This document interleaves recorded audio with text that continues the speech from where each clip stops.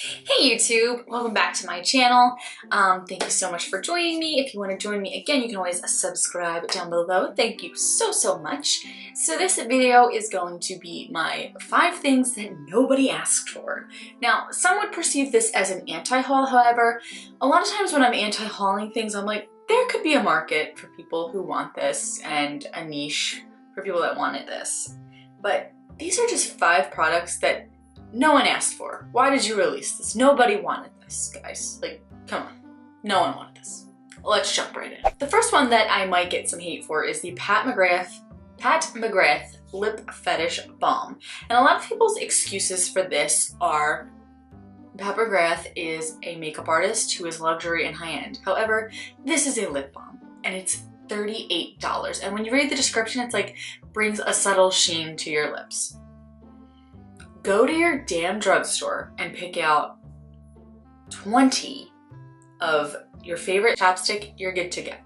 This is a $38 chapstick, and this is what makes me know we of the beauty industry and consumers have gone too far, that we are allowing people to feed us that we need a $38 chapstick.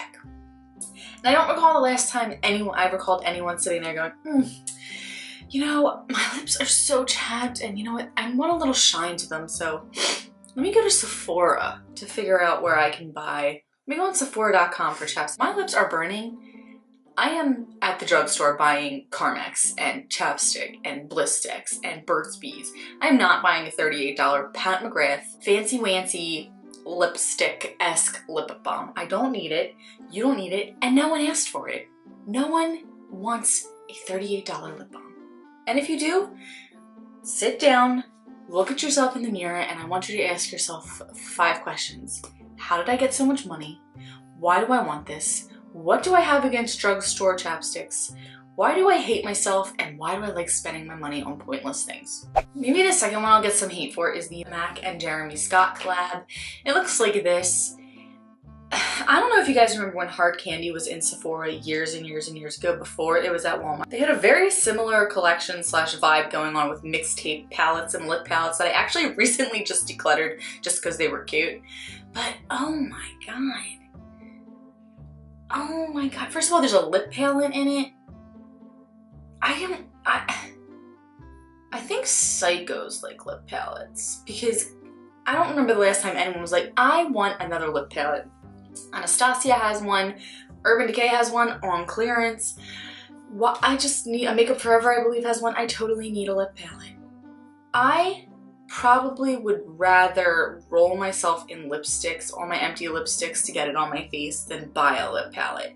Why? I know there's like certain people that want like, you know, the lip palette to mix colors and make a Franken lipstick, but you can do that with stick lipstick and glosses and liquid lipsticks.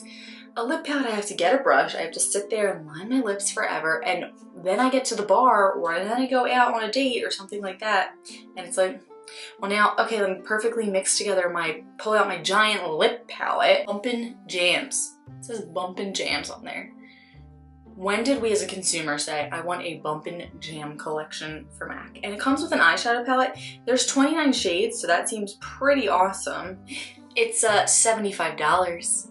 And I don't know how much is in it, but it's supposed to look like, I think, like volume going up and down. And it's in a boombox shape palette. A boombox shaped palette. Definitely no one asked for that. And now, not even that the lip palette is a big offender and that the eyeshadow palette, which is super expensive, that is ridiculous looking. Like, look at all the empty space. If you look really closely, there is a ton of dead space in that palette because it's supposed to look like audio. That would murder me and my OCD. It would murder me. Now we have the Cheeky Volume 1 mixtape, which is $35. Are you seeing the colors in this? This is like a NARS Laguna / Orgasm duo. It looks exactly like the Rimmel trios. This looks exactly like what you can get from e.l.f. in a palette. These are the 3 most generic highlighter, bronzer, and blush shade I have ever seen. When did MAC become so boring with that kind of stuff? These colors, they're supposed to be the edgy, colorful, awesome brand, and those are the colors that they chose? for the cheek palette. I have seen those colors 45,000 times. Again, when did we ask for them to release the same exact shades that they have been releasing for every brand 450,000 times? No one asked for that. No, Mac, no. I'm so angry at myself right now that I didn't screenshot something earlier, but just the Glow Job face mask by Too Faced. Coffee Break with Danny and Live Loves Her Makeup said it best. The weird thing about Too Faced is they try to be so cutesy wootsy, but then they also have stuff called like Glow Job and Kinky and Sex Mittens. I don't know, like they have like sexy. I'm like, what are you doing? Are you trying to cater to cutesy or are you trying to cater to BDSM? I have no idea what you're doing, okay? So they both said that and I was like, they hit the nail on the head for me. Like Too Faced has an identity crisis. They don't know whether to be pink and sparkles and glitter and cute or like put your hands up in some handcuffs, get the whip out, and let's get busy tonight, all right? So it's like kind of awkward.